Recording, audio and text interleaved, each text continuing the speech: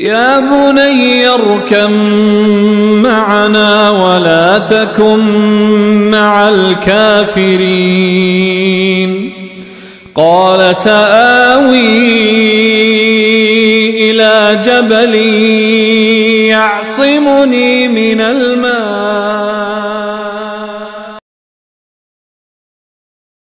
بسم اللہ الرحمن الرحیم۔ السلام علیکم۔ لاکھوں کروڑوں درود و سلام حضور پاک صلی اللہ علیہ وآلہ وسلم پر اور ان کی آل پر۔ ایک نوجوان نے کسی مشکل وقت میں ایک بوڑھے کی مدد کی تھی۔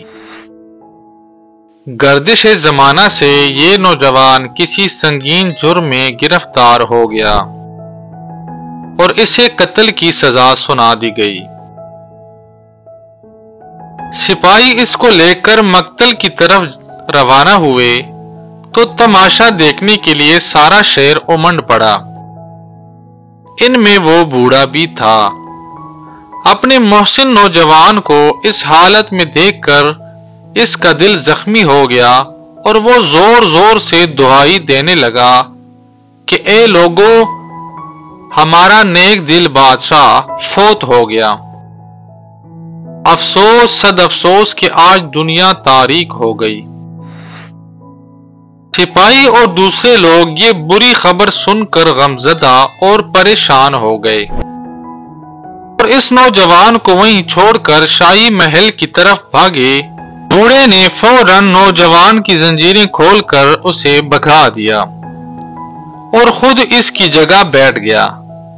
سپاہی محل میں پہنچے تو بادشاہ سلامت کو زندہ سلامت موجود پایا۔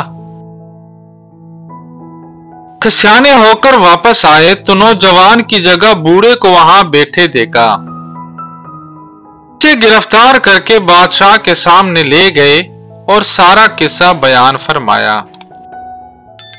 بادشاہ نے غضبناک ہو کر پوچھا کہ اے بڈھے، تو نے میرے مرنے کی خبر کیوں اڑائی؟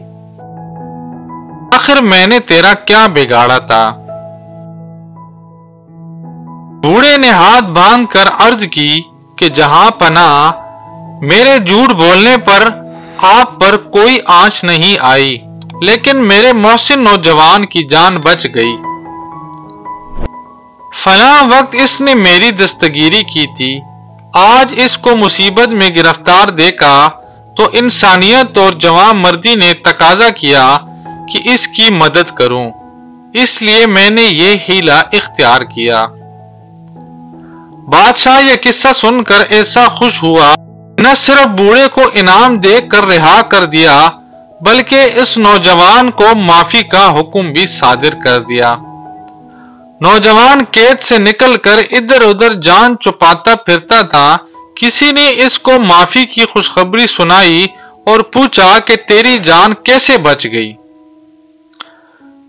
اس پر نوجوان نے جواب دیا کہ ایک حقیر رقم میرے کام آ گئی جو میں نے اس سائل کی ضرورت کے وقت دی تھی۔